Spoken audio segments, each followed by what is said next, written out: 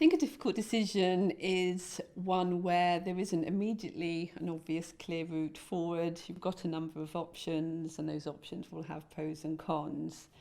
Thinking about my own experience, I think one of the most difficult decisions as a project program manager I've had to tackle is the decision to terminate a project early.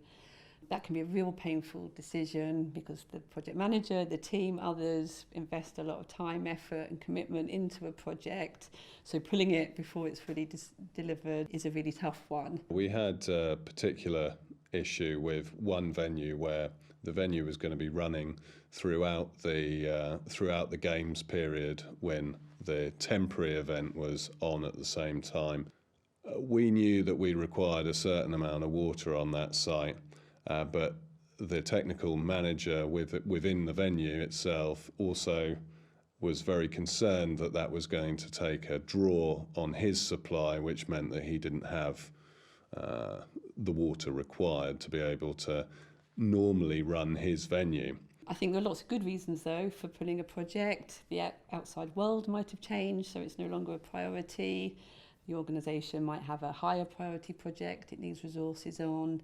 There might be good technical reasons why this is no longer feasible. There's lots of good reasons to take that tough decision. And the best way I found to manage it is to make sure the options for continuing versus cancelling are set out really clearly. There's a group at the right governance level, whether that's a steering group, that then works through those options to take the decision to either continue or cancel.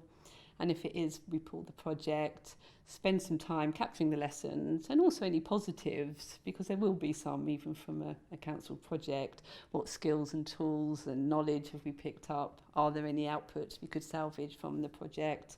And then kind of wrap that all up into a communications piece that has a positive spin as we can put on it just to help that land. So we had to look to get the relevant parties together to come up with a solution for that problem. That involved a meeting with Scottish Water, who were the water provider, the local maintenance team, and also the organiser and ourselves.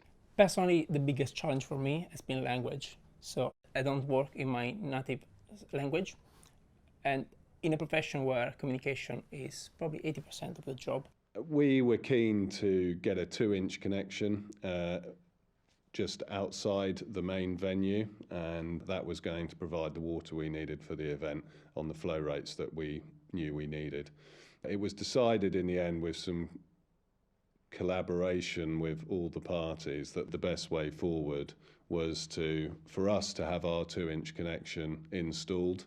But also it was agreed that the venue would have a contingency buffer built onto the side of the venue to allow them to get the flow that they required for them to run normally throughout the games time. Our client ended up paying for that contingency, and that was a legacy that was left for the venue after the event, which was made them happy with the outcome. However, I feel, especially when you work on international projects, coming from a different country and being able to perceive and bring together people from different countries, that's been something where I've been able to add value. So when I worked for a county council, I was the project manager leading a social care project, and it was a partnership project, so we had other organisations around the table who came to the table feeling there were times in the past where the county council had let them down, so they came along quite angry and frustrated.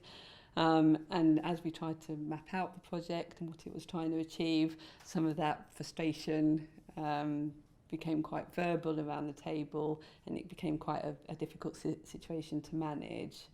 My approach back then was to really take people back to the goal that we had already agreed we wanted to work towards to achieve. So remind people why we were there, encourage them to kind of leave the baggage at the door. I was there, I wanted to be open and transparent with them.